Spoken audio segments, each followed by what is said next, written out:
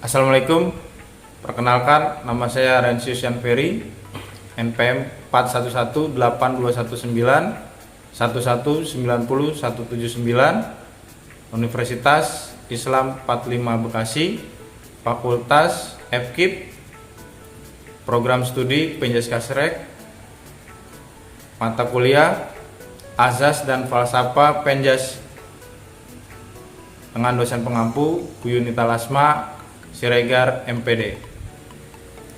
Di sini saya akan menjelaskan tentang sejarah pendidikan jasmani. Dalam sejarah pendidikan jasmani ada 10 zaman.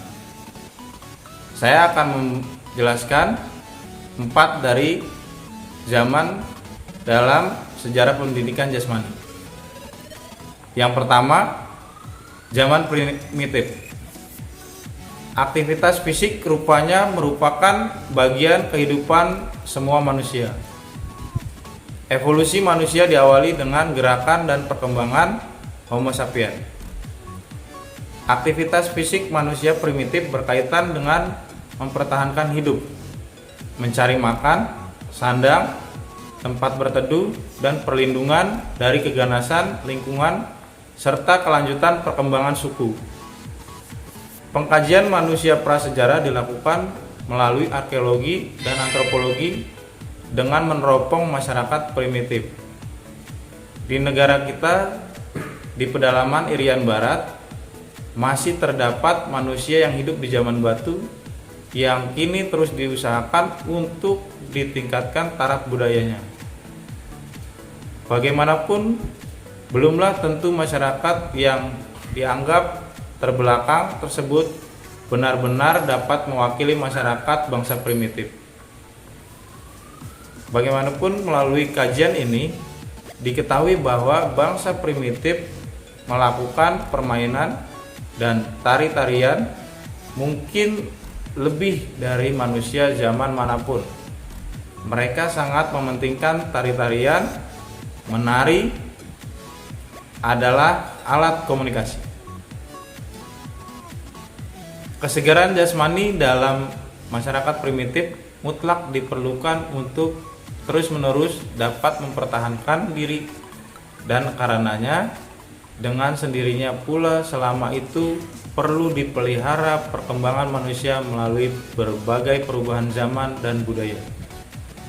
Mengubah pula cara bermain dan berolahraga. Namun demikian, selama manusia hanya berusaha menyesuaikan diri dengan alam dan lingkungannya. Demikian pula permainan merupakan bagian yang penting bagi kehidupan bangsa primitif. Permainan mempunyai maksud-maksud tertentu. Pertama, bermain merupakan bagian dari seluruh aktivitas yang didorong oleh kegembiraan dan kesenangan spontan sebagai kebalikan dan usaha memenuhi kebutuhan hidup dan perjuangan mempertahankan hidup. Selanjutnya, yang kedua adalah latihan persiapan bagi remaja menjelang kedewasaannya. Karena bentuk permainan diambil dari aktivitas hidup dan diakui sebagai cara meningkatkan ketangkasan, kekuatan, kecepatan, serta kemampuan-kemampuan lainnya yang diperlukan untuk terus dapat mempertahankan hidup. Yang kedua, zaman kuno. Wen Changwu, seorang ahli sejarah, menunjukkan bahwa pada abad-abad permulaan di Cina, hidup diwarnai oleh tarian-tarian, gula, panahan, pemeliharaan kesehatan, dan herhagat aktivitas fisik. Zaman dinasti Zhou adalah awal dari budaya Cina.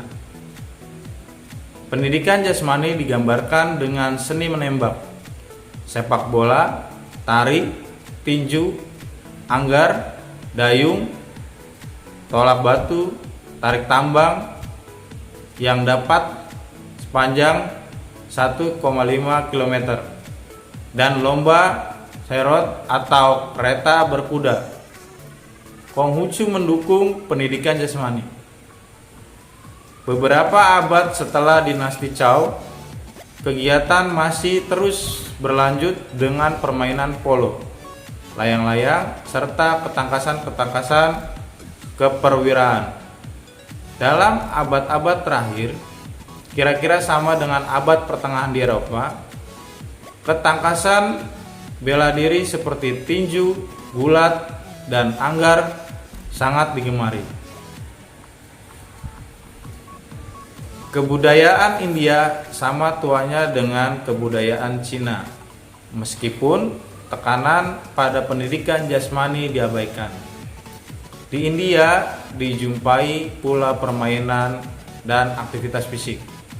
Akan tetapi, sistem kasta yang berlangsung bersama dengan tekanan pada ketaatan, keimanan, dan agama yang bersifat mistik menyebabkan kemajuan terhenti. Pendidikan jasmani dalam pendidikan tidak dianggap penting. Kebanyakan aktivitas fisik termasuk tarian berkaitan dengan agama. Persia adalah bangsa penakluk. Tujuan utamanya adalah perang mengalahkan bangsa lain.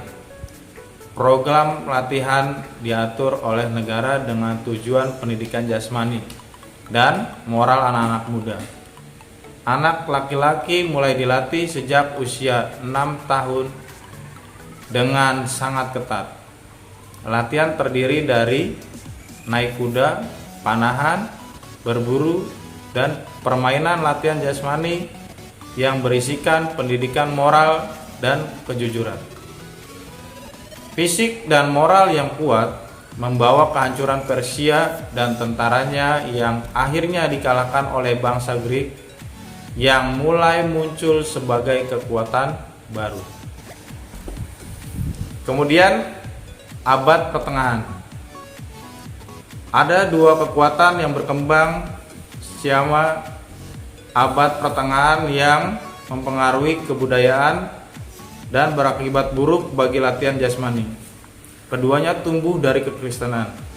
Filsafat Kristen pada mulanya sangat mementingkan rohani dan bukan jasmani. Secara tidak langsung, sebenarnya budaya Greek maupun budaya Romawi mempengaruhinya hingga menimbulkan asketikisme.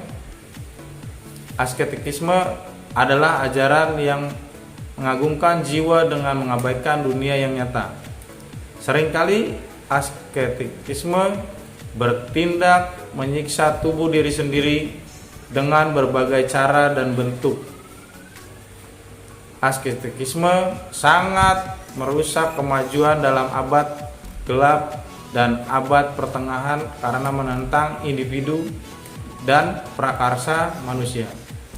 Contoh yang baik adalah pendapat bahwa bergembira dan berbahagia serta pernyataan-pernyataan diri adalah dosa. Permainan adalah godaan karena menimbulkan kepuasan dan kesenangan serta pernyataan diri. Yang kedua, yang timbul dalam abad pertengahan adalah kepercayaan bahwa ilmu pengetahuan merupakan hal yang esensial. Sikap ini disebut skolastikisme yang juga timbul dan gereja sebagai tempat belajar dan juga pendidikan. Skolastikisme tumbuh dan berfungsi dalam suasana yang religius. Jika asketikisme mengajarkan jiwa sebagai kebalikan dari tubuh, maka skolastikisme menekankan pikiran, menjagokan intelektualisme dengan merendahkan badan. Meskipun sekarang baik filsafat maupun ilmu pengetahuan mengakui kesatuan individu, dualisme jiwa dan raga masih dianut dalam berbagai bidang. Bukanlah bahwa skolastikisme masih dipakai sebagai pendekatan filsafat, tapi pengaruhnya masih sering terasa alam pendidikan. Kemudian zaman pendidikan jasmani modern di Eropa. Sementara Renaissance tumbuh bersamaan dengan reformasi Protestan, budaya Eropa memasuki periode nasionalisme. Timbulnya nasionalisme menandai tumbuhnya masyarakat modern. Negara-negara nasional yang kuat mulai terbentuk di bawah kekuasaan monarki. Pertumbuhan ini sebenarnya telah berlangsung lama. Abad gelap menghapus semua pemerintah pusat. Sedang feodalisme dan gereja bangkit sesuai dengan permintaan zaman dan berlangsung berabad-abad. Pola budaya yang sangat rumit yang lahir karena Renaissance, politik, ekonomi, sosial, pendidikan, dan agama memaksa terjadinya perubahan. Feodalisme telah selesai melaksanakan tugasnya dan struktur organisasinya.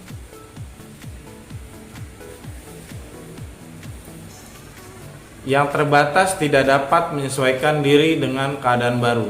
Feodalisme berantakan dan memberikan tempat kepada monarki. Dengan dipakainya mesin sebagai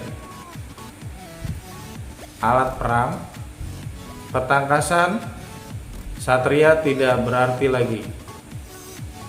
Perang keagamaan berhenti dan akhirnya kekuasaan sipil dari gereja berakhir.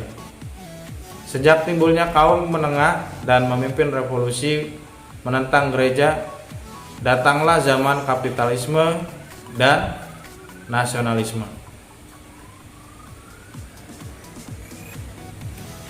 Demikianlah pembahasan materi sejarah pendidikan jasmani. Kurang lebihnya saya mohon maaf. Terima kasih. Assalamualaikum warahmatullahi wabarakatuh.